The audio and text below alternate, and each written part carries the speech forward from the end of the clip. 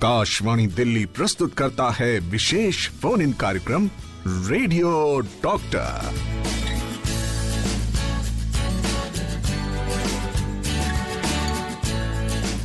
स्वागत है आप सभी का रेडियो डॉक्टर में। मैं हूं सुजाता रथ और आज हमारे एक्सपर्ट हैं doctor Sanjay Kumar, professor department of medicine, Lady Hardinge Medical College, New Delhi. सबसे पहले स्वागत करते हैं डॉक्टर संजय जी का। बहुत बहुत स्वागत है डॉक्टर संजय कुमार आपका। धन्यवाद रथ जी।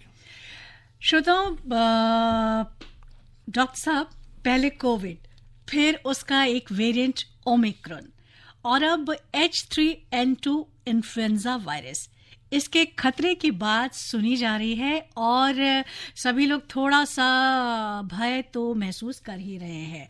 तो डॉक्टर साहब, ये H3N2 क्या है? देखिए, ये इन्फ्लुएंजा वायरस का एक वेरिएंट है। जैसे आपने बताया कोविड का एक वेरिएंट है ओमिक्रॉन, उसी तरह से एक वेरिएंट है H3। जिस तरह से स्वाइन फ्लू भी आया था H1N1। तो स्वाइन का मतलब होता है सुअर, यानी पिग, जो लिटरल मीनिंग है इसका। तो सुअर से जो ह्यूमंस में जो वायरस आ गया वो है स्वाइन फ्लू। वैसे इन्फ्लुएंजा वायरस जो हमारे कई बार हमने देखा है कि 1919 में भी 5 करोड़ लोग मरे थे, जो सबसे भयंकर जो इन्फ्लुएंजा जो हुआ था H1N1 से हुआ था। तो लेकिन ये जो H3N2 है, ये वेरिएंट इतना खतरनाक नहीं है, और क्योंकि हमारी हर्ड इम्यूनिटी भी काफ़ी है, काफ़ी बार ये आ चुका है। अभी कुछ केसेस थोड़े से ज़्यादा देखने को मिल रहे हैं, लेकिन अभी घबराने वाली बात नहीं है। तो चलिए, एक अच्छी शुरुआत कि अभी घबराने वाली बात नहीं है और ये वायरस उतना खतरनाक नहीं है। तो श्रोताओं को अपना टॉपिक तो बता दूं। आज हम बात करने जा रहे हैं H3N2 एंड इन्फ्लुएंजा के बारे में। बहुत सारी जानकारी इस वायरस के बारे में हम पूछेंगे डॉक्टर साहब से। क्यों होता है, इसके लक्षण क्या है, कैसे इससे बचाव संभव है। तो आप भी तैयार हो जाइए। हमारी टेलीफोन लाइनें हैं 01123421080 एंड 01123421084 एंड व्हाट्सएप नंबर 107070। तो कुछ कॉलर्स ऑलरेडी हमारे साथ जुड़ चुके हैं। इनकी बात सुन लिए कि ये क्या पूछना चाहते हैं डॉक्टर साहब से। Hello hello hello. हाँ जी, जतारत मैडम जी को रघुविंदर सिंह चट्ठा का नमस्कार। नमस्कार रघुविंदर जी, पूछिए। डॉक्टर साहब को भी सादर प्रणाम और चैत्र नवरात्र की ढेरों शुभकामनाएं और नए साल की भी शुभकामनाएं। थैंक यू, आपको भी शुभकामनाएं। डॉक्टर साहब, मेरा सवाल यह है, H3N2 एंड इन्फ्लुएंजा वायरस जो घर में हम पेट्स वगैरह पालते हैं, उनसे भी हो सकता है क्या? अगर हो सकता है तो इसकी केयर कैसे की जाए, प्लीज टेल मी। चड्डा जी, ये जो H3N2 है, ये ह्यूमन टू ह्यूमन ट्रांसफर होता है ना। इसका जो रिजर्वोयर है वो एवियन है, लेकिन पेट से इसमें कोई रिलेशन नहीं है। पेट्स, स्पेशली जो आप डॉग और कैट्स की बात कर रहे होंगे, तो उसका कोई रिलेशन नहीं है। और ये ह्यूमन टू ह्यूमन या तो ड्रॉपलेट इन्फेक्शन से, खांसी से फैलता है, या फिर आपका जैसे संक्रमण जो होता है हाथ से, अगर जैसे किसी ने खांसा है किसी सरफेस पे, तो वो सरफेस से आपके हाथ से आपके सांसों में जा सकता है। तो ये थैंक यू, जय हिंद। जी रघुविंदर जी, थैंक यू। डॉक्टर साहब, हम इसके लक्षण की बात जानना चाह रहे थे, लेकिन एक श्रोता ने ऑलरेडी पूछ लिया है। श्रवण कुमार है सिसनौर से। इन्होंने पूछा है कि इस वायरस के प्राथमिक लक्षण क्या हैं। इसमें जैसे कॉमन वायरल कोल्ड या फ्लू होता है, वो सारे लक्षण इसमें पाए जाते हैं। जैसे कि बुखार आना, वो तेज भी हो सकता है, काफ़ी हल्का बुखार या तेज बुखार, साथ में ठंड लगना, खांसी आना, गले में दर्द होना। गले में दर्द के अलावा पूरे मांसपेशियों में दर्द होना, पूरे बॉडी में दर्द होना, या थकान महसूस होना, ये सारे इसके। फिर जैसे छींकें आती हैं, काफ़ी छींकें आना। खांसी में बलगम भी आ सकता है, सूखी खांसी भी हो सकती है। और साथ साथ में अगर ज़्यादा होने लग जाता है तो फिर लूज मोशन, ये कुछ लोगों को लूज मोशन, नोजिया, वॉमिटिंग जैसा होता है, उल्टियाँ भी आ सकती हैं। और ज़्यादा होने पे फिर आपको ये सांस में दिक्कत आना या फिर घफलियत में जाना, जैसे अनाप शनाप बकना, ये सब इसके सिवियर सिम्टम्स हैं। जी। तो डॉक्टर साहब, इन्होंने ये भी जानना चाहा कि क्या ये कोरोना से खतरनाक है? हाँ, नहीं, ये इतना खतरनाक नहीं है, क्योंकि जो कोरोना था उसका जो 3% मोर्टेलिटी था, इसका इतना मोर्टेलिटी नहीं है। लेकिन अभी क्योंकि ये नया इसमें चेंजेस आते रहते हैं, हर साल इसमें कुछ ना कुछ थोड़ा बहुत शिफ्ट्स और ड्रिफ्ट्स होते रहते हैं इनके जीनोम में। तो अभी तो ये नया वायरस नहीं है, ये पुराना ही वायरस है, लेकिन कुछ इसमें शिफ्ट की वजह से कुछ चीज़ें इसमें नया देखने में मिल रहा है कि ज़्यादा केसेस ज़्यादा आने लग गए, या फिर थोड़ी सी मोर्टेलिटी हो रही है। अभी तक 450 केसेस पूरे इंडिया भर में आ चुके हैं। 9 मोर्टेलिटी, अभी लास्ट मोर्टेलिटी एक 75 ईयर मेल में हुआ था, लेकिन उसको पहले से भी लंग प्रॉब्लम और हार्ट प्रॉब्लम्स थी। तो अभी इसमें घबराने की बात नहीं है, लेकिन सतर्क रहने की ज़रूरत है। जी। हेलो। हेलो। हेलो, हाँ, कौन साहब बोल रहे हैं? नमस्कार मैम, अंशुल बात कर रहा हूँ मेरठ से। जी अंशुल जी, नमस्कार, बताइए।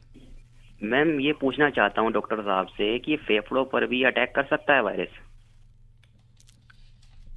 जी अंशुल जी, बहुत अच्छा क्वेश्चन पूछा आपने, क्योंकि सबसे पहला वैसे तो जैसे मैंने बताया कि गले में ज़्यादातर ये रहता है।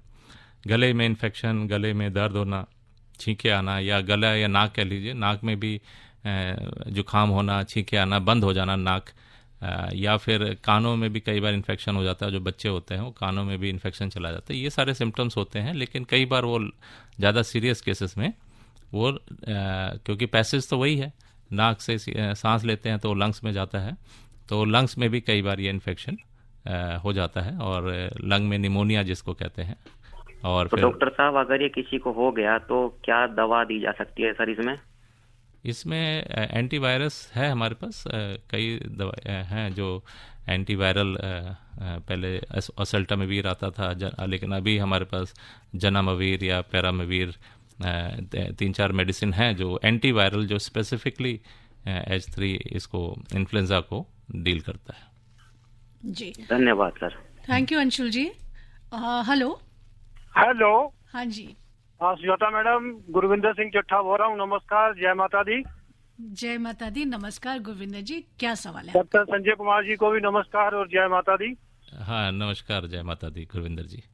सर मेरा क्वेश्चन छोटा सा है कि H3N2 जो इन्फ्लुएंजा है, क्या इसके लिए भी कोविड की तरह वैक्सीन लगवानी पड़ती है या मेडिसिन से सही हो जाता है ये? हाँ जी, ये बचाव के लिए वैक्सीन लगाना अति आवश्यक है। स्पेशली जो सीज़न, जैसे कोल्ड का सीज़न आता है, तो सितंबर अक्टूबर में ये लगा लेना चाहिए, और हर साल इसको लगाना चाहिए, क्योंकि स्पेशली सबको नहीं लगाना है ये जो बहुत छोटे बच्चे हैं, या जो मोर देन 60 या 65 के ऊपर जो लोग हैं, जिनको डायबिटीज़, हाइपरटेंशन या कोई अन्य बीमारी, हार्ट की प्रॉब्लम है, जिनका हार्ट कमज़ोर है, या किडनी की प्रॉब्लम है, या लंग्स में काफ़ी वो है, आपको लंग्स की प्रॉब्लम पहले से ही है आपको, तो ये सारी जो ऑर्गन डैमेज है, या फिर कोई इम्यूनोसप्रेसिव ड्रग्स पे ले रहे हैं, उनको थोड़ा बचने की ज़रूरत है इसमें। तो वैक्सीन है, इसकी अवेलेबिलिटी है, और रिकमेंड हम करते भी हैं। इन्फ्लुएंजा भी वैक्सीन है, और निमोकॉकल वैक्सीन एक और होती है जो 5 साल पे लगाते हैं, लेकिन इन्फ्लुएंजा वैक्सीन हर साल लगानी होती है। थैंक यू डॉक्टर साहब, थैंक यू सुजाता मैडम, नमस्कार। नमस्कार गुरविंदर जी। हेलो। जी नमस्ते। नमस्ते। मैं लखनऊ से राजा बात कर रहा हूँ। जी राजा साहब, पूछिए, क्या पूछना चाहते हैं? जैसा कि ये जो तीसरा वायरस आया हुआ है, पहले कोरोना था, उसके बाद दूसरा, फिर ये तीसरा, तो हम ये डॉक्टर साहब से खास करके जानना चाहेंगे कि आखिरकार ये क्या कारण है कि एक जाता दूसरा आता है, फिर दूसरा जाता है, तीसरा आता है, परमानेंट। ये जो है काफी गंभीर बीमारियां जो हमारे मतलब आसपास और क्षेत्र में आ जाती है, तो इनका मुख्य कारण क्या होता है, इनका बचाव क्या है कि हम लोग इससे महफूज रह सकें? राजा जी, ये जो बीमारियां हैं ये हमारे आसपास ही रहती हैं, ये जाती कहीं नहीं है। एक बार आ जाती हैं तो फिर जाती नहीं है, और ये बीच बीच में आते रहती है। जैसे डेंगू जैसे आ गया है, डेंगू है, चिकनगुनिया है, ये सब बीमारियां 3 साल 4 साल पे बार बार आती रहती हैं, और कुछ केसेस तो हर साल होते रहते हैं। जी, तो जी। उसी तरह इन्फ्लुएंजा है, जब से ठंड का मौसम आता है तो अच्छा। ये केसेस बढ़ जाते हैं इन्फ्लुएंजा अच्छा, के। अच्छा। हर साल H1N1 के केसेस आपको मिल जाते हैं, ऐसा डॉक्टर नहीं साहब, क्या इसमें जो है छाला वगैरह निकल आते हैं क्या? है। जी, इसमें छाला निकल आते हैं, छाला मुंह में छाले? बदन पे? नहीं नहीं, इसमें बदन- छाले बदन- नहीं आते हैं, जैसे कि आपके चिकन पॉक्स या हाँ। मीजल्स हैं, वैसे जो छाले जो दाने आते हैं या वो उस तरह के दाने नहीं होते हैं इसमें, जी जी। है ना। लेकिन इसमें कॉमन कोल्ड की तरह ही इन्फेक्शन होता है ये। अच्छा अच्छा। जी, ओके डॉक्टर साहब, ओके डॉक्टर। तो डॉक्टर साहब, आपने ये बताया कि ये जाते कहीं नहीं, ये हमारे आसपास ही रहते हैं और एकदम से आ जाते हैं। जी। और एक बात ये है कि आजकल हम थोड़ा सा ज़्यादा जागरूक भी हो गए हैं और अवेयर हो गए हैं, इसलिए हमें लगता है कि सभी जितने आफ्टर कोविड स्पेशली। जी, हाँ, नहीं, इसकी टेस्टिंग होने लग गई है, और टेस्टिंग की वजह से ये स्ट्रेन्स हमें पता लगने लग गए हैं, और अखबारों में आ जाता है, तो हम लोग अवेयर हो जाते हैं इन सब चीज़ों के बारे में। पहले ये सब चीज़ें फैसिलिटीज़ नहीं थी, तो इतना नहीं पता चलता था। तो डॉक्टर साहब, आपने इसके जो लक्षण हैं वो कोल्ड की तरह के ही बताया कि गला खराब होना, बुखार आना और मांसपेशियों में दर्द होना। तो ये कॉमन कोल्ड से किस तरह से अलग है? कॉमन कोल्ड, देखिए, कई वायरसेस होते हैं हमारे जो इन्फेक्शन कर सकते हैं। तो जो फ्लू वायरस जैसे होते हैं, तो कई वेरिएंट हैं इसके इन्फ्लुएंजा के, जैसे हम H3N2 कह रहे हैं, इसी तरह से कई और तरह के वेरिएंट है, H2N2 भी है, H1N1 भी है। तो उस तरह के जो कई वेरिएंट होते हैं, या फिर एडिनो वायरस है या और भी अन्य वायरस है, उनसे ये कॉमन जो फ्लू होता है या कॉमन कोल्ड होता है वो हो सकता है। ये भी मैक्सिमम 99% से ज़्यादा केसेस में जो इन्फ्लुएंजा वायरस होता है, ये नॉर्मल कॉमन फ्लू के तरह ही प्रेजेंट करता है और ये ठीक हो जाता है। ओनली लेस देन 1% केसेस में ये आपको दिक्कत करता है, जैसे कि अभी हम देखने को मिल रहे हैं कि 9 डेथ्स हो गई हैं इंडिया में, है ना, और 450 केसेस आए हैं। तो ये अभी, जबकि ये एंड ऑफ सीज़न है, मार्च में जनरली सब खत्म होने वाला होता है। पीक ये स्टार्ट करता है अक्टूबर नवंबर से, पीक स्टार्ट हो जाता है, और दिसंबर जनवरी में पीक करता है। तो अब तो ये एंड होना चाहिए, लेकिन अभी केसेस जो बड़े हैं ये थोड़ा सा चिंताजनक है। तो डॉक्टर साहब, जैसे नॉर्मल वायरल में हम लोग 3 दिन तक अगर बुखार ख़त्म हो जाता है, या 7 दिन में लेटेस्ट ज़्यादा से ज़्यादा ख़त्म हो जाता है, अगर ऐसा ना हो तो हमें तुरंत डॉक्टर से सलाह लेनी चाहिए। यस, बिल्कुल, 5 दिन से 7 दिन तक इसका असर रहता है। अगर उससे ज़्यादा दिक्कत हो रही है तो फिर आपको डॉक्टर से मिलना चाहिए। बिल्कुल जी। डॉक्टर साहब, एक सवाल है, नाम नहीं ढूंढ पा रही हूँ किन्होंने भेजा है, लेकिन इन्होंने पूछा है सर कि एक ऐसी पहचान बताएं सर जिससे कोरोना वायरस और इसमें लगभग अंतर साबित हो सके, क्योंकि इसके और कोरोना के जो लक्षण है लगभग समान ही है। हाँ, बिल्कुल सही बोला आपने, क्योंकि कोई भी वायरल इन्फेक्शन जो होता है अपर रेस्पिरेटरी, यानी कि थ्रोट इन्फेक्शन करता है, फीवर करता है और स्नीजिंग होता है, उसमें सब एक जैसे ही प्रेजेंटेशन होता है। तो लेकिन कोविड में हमने देखा कुछ लोगों में कि जो एनोस्मिया, यानी कि जो सूंघने की जो शक्ति थी वो थोड़ी कम हो गई थी। ये इस कंडीशन में इन्फ्लुएंजा में जनरली नहीं होता है। तो हम कह सकते हैं कि सूंघने की जो शक्ति थोड़ी सी कम होना ये कोविड के लक्षण हैं और इन्फ्लुएंजा के ऐसे लक्षण नहीं हैं। बाकी बाय एंड लार्ज दोनों में सिम्टम्स बिल्कुल सेम टू सेम होते हैं। जी। हेलो, प्रणाम, कौन बोल रहे हैं? मेरा अनिल कुमार गोंड नाम है, पटना से। जी अनिल साहब, पटना से बोल रहे हैं, बताइए क्या पूछना चाहते हैं? पूछना है कि अभी ये ठंडा गर्म से थोड़ा थोड़ा सर्दी जैसा और खांसी जैसा हो जाता है, और ये इसका क्या मतलब होता है, दवा क्या हो सकता है? मैम अनिल जी, आपका ये सवाल है कि जो खांसी जुकाम जो आम तौर पे होता है, तो इसमें सिम्टोमेटिक ट्रीटमेंट लेते हैं हम लोग। अगर बुखार आ रहा है तो हम पैरासीटामोल ले लेंगे, अगर नाक बंद है तो हम भाफ ले लेंगे, अगर गला में दर्द है या तो हम गलाले कर लें। तो इस तरह के सिम्टोमेटिक ट्रीटमेंट ही इसका इलाज है। और अगर ये 7 दिन से ज़्यादा रहता है तो आप अपने डॉक्टर से मिलिए। अगर सांस में दिक्कत आती है या जैसे मैंने बताया कि गफलियत में आदमी जाता है, अनाप शनाप बकने लग जाता है, तो ये सारे सिम्टम्स आते हैं। या और कोई जैसे सिम्टम्स आते हैं तो आप तुरंत डॉक्टर से मिल सकते हैं। ये है सर कि मुझे तुरंत जो है ठंडा गर्म से तुरंत जो है ये गला जारा लगने लगता है, तुरंत एलर्जी हो जाता है।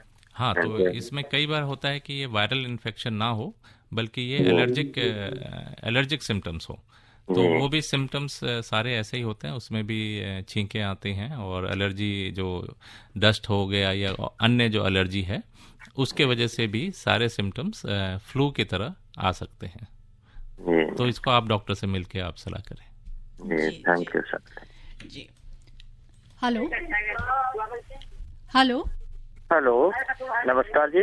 नमस्कार, कौन सा बोल रहे हैं? मैं नरेश कुमार अग्रवाल लखनऊ से बोल रहा हूँ। जी नरेश जी, पूछिए। मैं ये जानना चाह रहा था डॉक्टर साहब से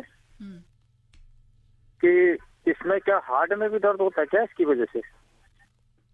हाँ नरेश जी, इसमें हार्ट का कोई रिलेशन नहीं है इसमें, लेकिन कई बार कुछ बहुत ही रेयर केसेस में कई बार ये इन्फेक्शन कर देता है हार्ट में, बट वो बहुत ही रेयर कंडीशन होते हैं जिसमें मायोकार्डाइटिस यानी कि हार्ट का inflammation of the heart muscles, उसका इन्फ्लेमेशन हो जाता है, बट वो बहुत ही ऐसे दर्द नहीं होता है हार्ट में। जी जी, कौलेश्वर ठाकुर जी का मैसेज है गांव बारियातू झारखंड से। सर, इन्होंने पूछा है कि इन्फ्लुएंजा वायरस क्या मांस, मछली, अंडे ये सारी चीजें खाने से होता है, इनका सेवन करने से होता है क्या सर? नहीं, ये कोई भी मांस, मछली, अंडा या कोई भी दूध, दही, ये सब से नहीं होता है। ये रेस्पिरेटरी इन्फेक्शन है, रेस्पिरेटरी छींक, जैसे कोई आदमी व्यक्ति पास में है वो उसने छींक दिया तो वो ड्रॉपलेट इन्फेक्शन जो होते हैं, वो जो खांसी में काफ़ी एयर में भी रह सकता है कुछ समय तक, तो वो ड्रॉपलेट इन्फेक्शन को नाक से जरिए अगर चला जाता है तो उससे इन्फेक्शन हो जाता है। जी, विजय कुमार जी ने लिखा है कर्नाटक से, रायचूर कर्नाटक से, H3N2 influenza virus vaccine can be developed और नॉट? हाँ, डेवलप्ड है, वैक्सीन ऑलरेडी अवेलेबल है ये, क्योंकि हमारे पास H3N2 वायरस आज का नहीं है, ये बहुत पुराना वायरस है। तो ये मेरे ख्याल से 2010-11 में पहली बार आया था डिटेक्शन में, तो 2010-11 से ये हमारे पास है और इसकी वैक्सीन अवेलेबल है। और जैसे जैसे जो वायरसेस आते हैं, जैसे H1N1 आ गया या H3N2 आ गया, तो वो वायरस के अगेंस्ट वैक्सीन अवेलेबल है मार्केट में। जी, हेलो हेलो, हाँ जी, सुजाता जी बोलो। हाँ नमस्कार, बोलिए, धर्मवीर जी बोल रहे हैं। बहुत बहुत मेहरबानी, आपने हमारी जानकारी इतनी अच्छी समझ ली, आवाज ही पहचान ली, क्योंकि कार्यक्रम बहुत अच्छा जा रहा है, बहुत ज्ञान दे रहा है। और 1 से 2 कार्यक्रम हुआ तो वो 1 घंटे के प्रोग्राम में सिर्फ 2 ही कॉलर उन्होंने लिए। मैं ये कहना चाहता हूँ डॉक्टर साहब नमस्कार, जैसे हमारा सुरक्षा कवच एक वैक्सीन के जरिए हमें दिया गया, जिन लोगों को बूस्टर डोज नहीं लगी उनको बूस्टर डोज लगवाने के लिए सरकार की तरफ से क्या कदम उठाए जा रहे हैं दोबारा से?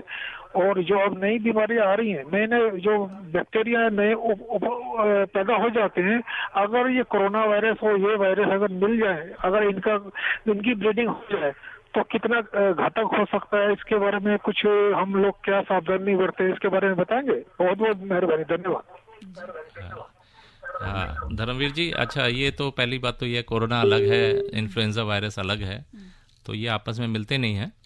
लेकिन जो इन्फ्लुएंजा वायरसेस अलग जो हैं तरीके, जो डिफरेंट इन्फ्लुएंजा वायरसेस हैं, जैसे मैंने बताया कि इसमें 16 टाइप्स के तो इन्फ्लुएंजा H जो वेरिएंट है, H जैसे H1 और N1 है, तो 9 तरह के N है, तो ये इसमें कॉम्बिनेशन, परम्यूटेशन कॉम्बिनेशन होते रहते हैं, तो वो आपस में शेयर करते रहते हैं इन्फॉर्मेशन, तो वो फिर उनके वजह से नया ऑर्गेनिज्म भी आ जाता है।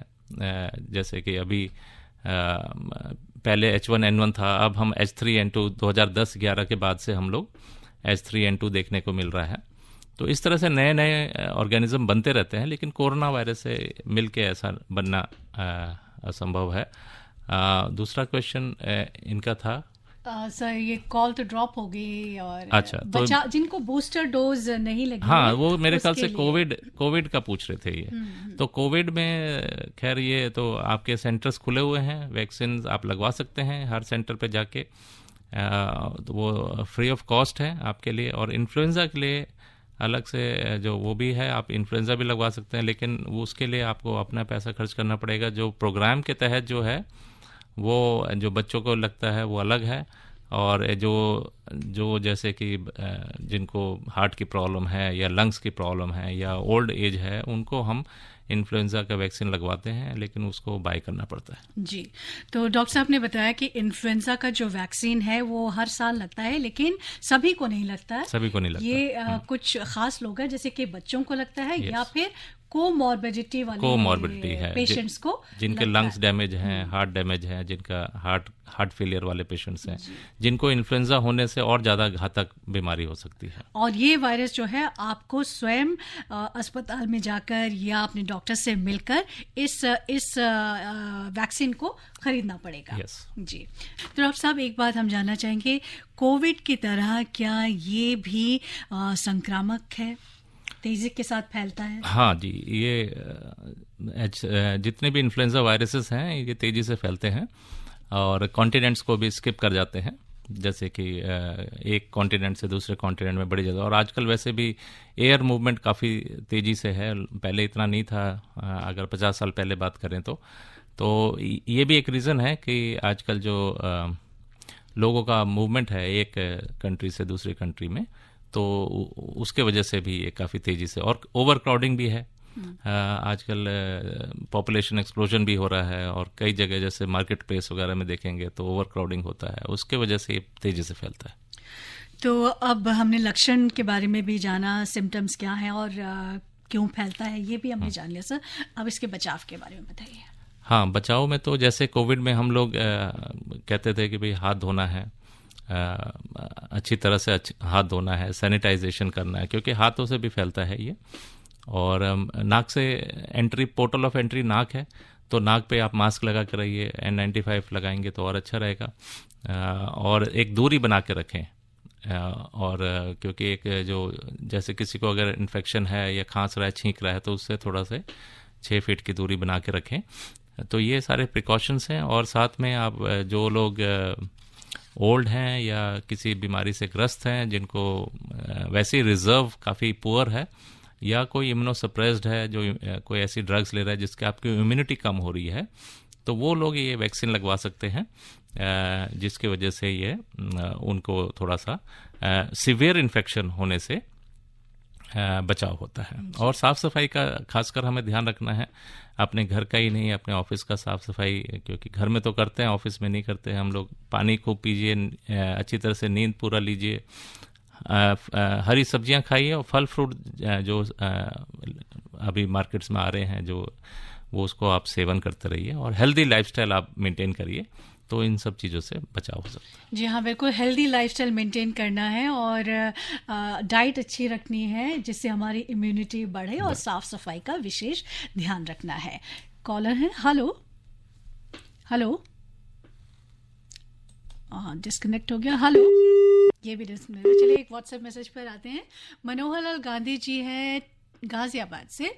इस वायरल के चलते इसका इलाज घर में हो जाता है या फिर हॉस्पिटल में एडमिट होना पड़ेगा, और अगर घर पर परिवार के साथ रहें तो किसी पर दुष्प्रभाव पड़ सकता है, और इसमें खान पान, घरेलू क्या कर सकते हैं? ये तो खान पान के बारे में तो डॉक्टर साहब ने अभी बताया ही, बाकी चीज़ों के बारे में डॉक्टर साहब क्या कहना चाहते हैं?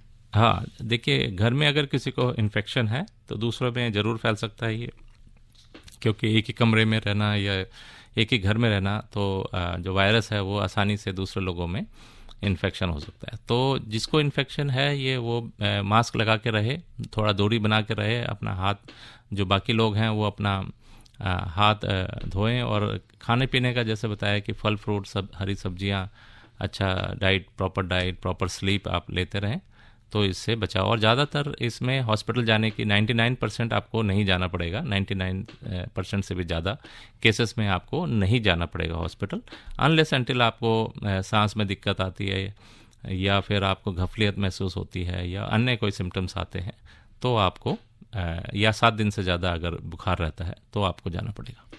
प्रेम सिंह मीना दिल्ली से इन्होंने पूछा है, can influenza occur with measles? हाँ, देखिए दोनों एक साथ रेयरली होता है, क्योंकि मीजल वायरस अलग है और इन्फ्लुएंजा वायरस अलग है, लेकिन ऐसा कुछ नहीं है कि दोनों नहीं हो सकता, दोनों भी हो सकते हैं, और बहुत रेयर है ऑल्दो, क्योंकि दोनों का ऑल्दो पॉइंट ऑफ एंट्री एक ही है, लेकिन वायरसेस अलग अलग हैं। जी डॉक्टर साहब, एक व्हाट्सएप मैसेज है मनोज कुमार जी का दिल्ली से, इन्होंने आपके लिए लिखा है, डॉक्टर साहब आपकी आवाज़ बहुत मीठी है। धन्यवाद मनोज जी।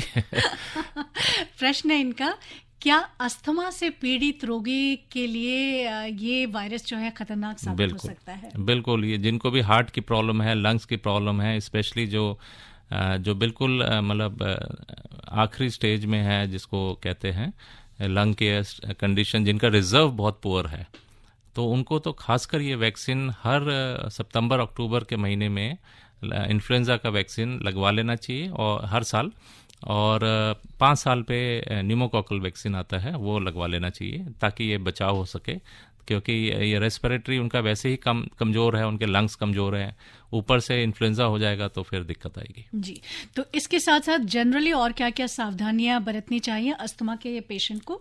अस्थमा के साफ़ सफाई का बहुत ध्यान रखना है, क्योंकि डस्ट की वजह से बहुत होता है, ये भीड़ भाड़ एरिया में जगहों पे ना जाएं, वहाँ से भी कई तरह के इन्फेक्शन आदमी, हाथों की सफाई जैसे मैंने बताया, घर की सफाई हो गया, अपनी सेल्फ केयर जो है, जो हाइजीन है उसको अच्छी तरह से, और आहार बैलेंस डाइट का सबसे ज़्यादा ख्याल रखें, उसमें प्रोटीन डाइट का, और स्पेशली वेजिटेबल्स और आपके फ्रूट्स जो हैं उसका सेवन ज़्यादा करें, तो इनसे बचाव हो सकता है। जी, हेलो हेलो हेलो, नमस्ते। हाँ नमस्ते, कौन बोल रही हैं? आपकी आवाज़ बिल्कुल भी नहीं आ रही है। दिव्या जी बोल रही है, लेकिन आपकी आवाज़ बिल्कुल साफ नहीं सुनाई दे रही है। हेलो हेलो, हाँ दिव्या जी पूछिए, क्या पूछना चाहती हैं? मैं ये पूछना चाहती हूँ, जब बुखार होता है तो लाल कलर के चकत्ते क्यों पड़ जाते हैं? लाल रंग के चकत्ते पड़ जाते हैं जब बुखार होता है तो डॉक्टर साहब? हाँ, देखिए ये कुछ वायरस जो होते हैं उनका लक्षण होता है ऐसे चकत्ते आने का, जैसे कि आपके डेंगू वायरस है, उसमें आप देखेंगे कि काफ़ी चकत्ते आ जाते हैं। चिकनगुनिया में कम आते हैं, लेकिन डेंगू में बहुत ज़्यादा आते हैं। फिर कुछ मीजल्स है, चिकन पॉक्स है, इन सब में चकत्ते आ जाते हैं। तो कुछ वायरसेस सब में नहीं होता, ये इन्फ्लुएंजा में रेयर है कि कोई, तो वो एक जी पहले हुआ था तब ठीक हो गया था, मतलब दोबारा फिर थोड़े मतलब 2-3 महीनों बाद फिर हो गया था। ये देखिए चिकन पॉक्स और मीजल्स जनरली रिपीट नहीं होते हैं, तो अगर बार बार हो रहे हैं तो इसका रीज़न आपको एक डर्मेटोलॉजिस्ट से मिलके देखना पड़ेगा कि कहीं कोई और, जैसे अगर लोकलाइज एक ही जगह पे हैं तो कई सारे रीज़न हो सकते हैं। आपके स्केबीज भी हो सकता है जो कि, या फिर जो फंगल इन्फेक्शन है वो भी हो सकता है, या फिर कई बार अगर फेस पे है तो एक्नी भी हो सकता है, या शोल्डर्स पे भी एक्नी हो जाता है। तो कई सारी बीमारियां हैं जिसमें लाल चकत्ते आ सकते हैं, वो आप डॉक्टर से मिलिए एक बार। जी, स्किन के डॉक्टर से। जी जी जी। हेलो हेलो, अस्सलाम वालेकुम। जी बोलिए, बताइए। सर ये जो अभी नया जो अभी बता रहे वायरस आया है, तो इसके इंजेक्शन जो है कभी भी कहीं भी लगवा सकते हैं, या सरकारी अस्पताल में ही लगेंगे, या इसकी टेबलेट वगैरह आती हैं? कितौर से बोल रहे हैं जी, सलाउद्दीन। जी, इसकी टैबलेट्स भी आती हैं, लेकिन वो टैबलेट्स हम जो सीवियर केसेस होते हैं उसमें ही देते हैं, जैसे कि आपका लंग्स में इन्फेक्शन हो जाए, निमोनिया जिसको कहते हैं, या ब्रेन में इन्फेक्शन हो जाए, तो हम देते हैं। बाकी जो वैक्सीन है वो जनरल फार्मेसी में अवेलेबल है, आप कोई भी प्राइवेट डॉक्टर से भी लगवा सकते हैं लिखवा करके, तो वो सब जगह हर जगह उपलब्ध है। और ये सरकारी अस्पतालों में सरकारी में भी इसके पैसे देने पड़ेंगे या नहीं, सरकारी में फ्री अवेलेबल है। ठीक है जी, बहुत शुक्रिया जी आपका। जी, अस्सलाम वालेकुम। जी, लेकिन डॉक्टर साहब से लिखवा कर ही लगवा सकते हैं, ऐसे केमिस्ट के पास जाकर खरीद कर नहीं लगवा सकते जी, बिना प्रिस्क्रिप्शन के नहीं मिलेगा आपको। जी। हेलो जी नमस्कार, मैं जितेंद्र साहब बोल रहा हूँ। जी जितेंद्र जी बोलिए, नमस्कार। गोटो IT हेड गोटो इंडिया का NGO है। मेरा सवाल है कि क्या H3N2 इन्फ्लुएंजा का कोविड-19 से कोई लिंक है? हाँ, ये कोविड-19 देखिए कोरोना वायरस है, ये अलग वायरस है, और H3N2 जो है ये इन्फ्लुएंजा वायरस है। तो इसमें आते हैं, इन्फ्लुएंजा वायरस में आता है स्वाइन फ्लू जो H1N1 है। तो जितने भी H और N वाले देखेंगे आप, चाहे वो H2N2 हो या H3N2 हो या H1N1 हो, तो ये सारे जो इन्फ्लुएंजा वायरस होते हैं ये ऑल्दो सिम्टम्स बिल्कुल सेम टू सेम कोविड की तरह ही होते हैं, लेकिन ये वायरस अलग है। और सबसे पहले 1918 में 5 करोड़ लोग की डेथ हुई थी। ये सबसे बड़ा इन्फ्लुएंजा वायरस का, जिसको स्पेनिश फ्लू भी कहते हैं, हुआ था। तो 1918 के आसपास ये हुआ था, 1918-19 में। तो उसमें 50 करोड़ के आसपास, 50 से 100 करोड़ लोग संक्रमित हुए थे। तो ये वो वायरस है, तो उसी का वेरिएंट है ये। इसका कोविड से कोई लेना देना नहीं है। और फैलने की जो इसकी क्षमता जो है, हाँ, फैलने का भी देखिए इसमें कोविड की तरह ही फैलता है ये, इसलिए जो बचाव है वो भी सारे हमें कोविड की तरह ही करने हैं, जैसे मैंने बताया अभी। तो इसलिए हमें इसको, और फिर वैक्सीन भी हमारे पास पहले से अवेलेबल है। जैसे कोविड में तो बाद में बनी, लेकिन क्योंकि ये वायरस हमें बहुत पहले से, 2010 से हमारे पास है ये वायरस, 2011 से, तो वैक्सीन पहले से ही अवेलेबल है इसके लिए। Okay, thank you sir. Okay Jitendra, thank you ma'am. Thank you. तो सर बहुत सारे कॉल्स आ रही हैं, बहुत सारे मैसेजेस आ रहे हैं। जाहिर है लोग बहुत कुछ जानना चाहते हैं H3N2 के बारे में। तो एक मैसेज लेते हैं, उसके बाद हम छोटा सा ब्रेक लेंगे। Praful Kumar from Delhi, how can we detect and identify this particular H3N2 influenza? जी हाँ, इसका थ्रोट स्वैब लेते हैं। थ्रोट स्वैब जैसे कि कोविड में हम नाक से एक स्वैब लेते थे, उसी तरह से सेम इसमें नाक में डाल के थ्रोट में जाता है वो, और वहाँ से एक स्वैब लेते हैं। उसका PCR टेस्टिंग होती है। तो वो लैब आपके प्राइवेट लैब में भी है और सरकारी लैब में भी है। तो PCR टेस्टिंग करा सकते हैं, या फिर इसका एंटीबॉडी टेस्ट होती हैं, वो भी आप करा सकते हैं। जी, तो ये तो डॉक्टर साहब ने बताया कि हम इसको आइडेंटिफाई कैसे कर सकते हैं, इसके टेस्ट कैसे किया जाता है।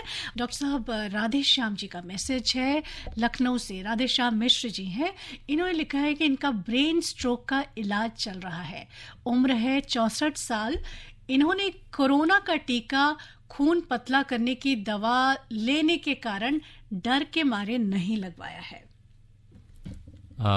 देखिए इसमें डर, देखिए अगर आप इंफॉर्मेशन लेते हैं या विशेषज्ञ से मिलते हैं, तो डर जो है वो सिर्फ इंफॉर्मेशन से ही दूर किया जा सकता है। तो मैं आपको बता दूं कि कोविड वैक्सीन का ब्रेन पे ऐसा कोई रिलेशन नहीं है कि आपको स्ट्रोक हो जाएगा या आपकी जो बीमारी है वो ज़्यादा बढ़ जाएगी। तो आप सेफली जाके आप ये वैक्सीन लगवा सकते हैं कोविड का, इसमें कोई हर्ज नहीं है। तो आप बिल्कुल जाके आप लगाइए इसको। जी, इन्होंने अभी तक एक भी टीका नहीं लगवाया है सर, तो हाँ। ये इससे डरना चाहिए, बल्कि हाँ, आपको सबसे ज्यादा जरूरत आप ही को है। जी। हेलो हेलो हेलो, कॉल नहीं लग रही है। तो सर एक बात और जानना चाहेंगे कि बच्चों को किस तरह से इस वायरस से सुरक्षित रखा जाए? जी देखिए, बच्चे भी हाई रिस्क ग्रुप में आते हैं, जो 5 साल से नीचे बच्चे हैं या 9 साल से भी कई बार कहते हैं कि नीचे बच्चे जो हैं, क्योंकि स्कूल्स में जाते हैं बच्चे, हाथ नहीं अच्छी तरह धोते हैं। स्कूल में भी ओवर क्राउडिंग होती है, एक बच्चे को अगर खांसी जुकाम है तो बच्चा नहीं समझ पाता है कि उससे कैसे डिस्टेंस मेंटेन करके रखें, और सब एक दूसरे में खेलते रहते हैं, हाथ नहीं धोते हैं। पर्सनल हाइजीन भी थोड़ा सा बच्चों का पुअर होता है। तो इस वजह से, और फिर उनकी इम्यूनिटी भी और खाना पीना भी आपको पता ही है कि बच्चे फल फ्रूट और सब्जियां तो खाते ही नहीं है, दूर रहते हैं। तो ये वजह से उनका थोड़ा सा दिक्कत है। तो इसलिए बच्चों को सेफ रखने का यही तरीका है कि उनको बार बार बोलें कि भाई हाथ धोते रहें, मास्क अगर स्कूल भेजें तो मास्क पहना के भेजें, सैनिटाइज़र दे दें बच्चों को। अगर कोई बच्चा स्कूल में ऐसा है जो खांस रहा है तो उससे दूर रहें, और अगर खुद को भी खांसी वगैरह है तो स्कूल ना भेजें ताकि दूसरों को दिक्कत ना हो। जी ये सारे स्टेप्स उठाए जा सकते हैं। हेलो हेलो, हाँ जी जी आदाब। आदाब, लहरपुरिया साहब मैं बोल रहे हैं? लहरपुर से एजाज अहमद एजाज लहरपुरी बोल रहा हूँ। बोलिए बोलिए लहरपुर साहब।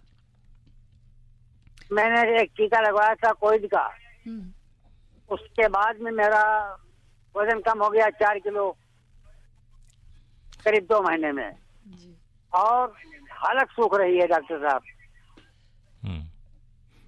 देखिए 2 महीने में अभी थोड़ी सी गर्मी भी बढ़ रही है, तो कोविड टीका से ऐसा कोई रिलेशन नहीं है कि वेट लॉस होना है या हलक सूखने वाला, ऐसा कोई सिम्टम्स रिपोर्टेड नहीं है।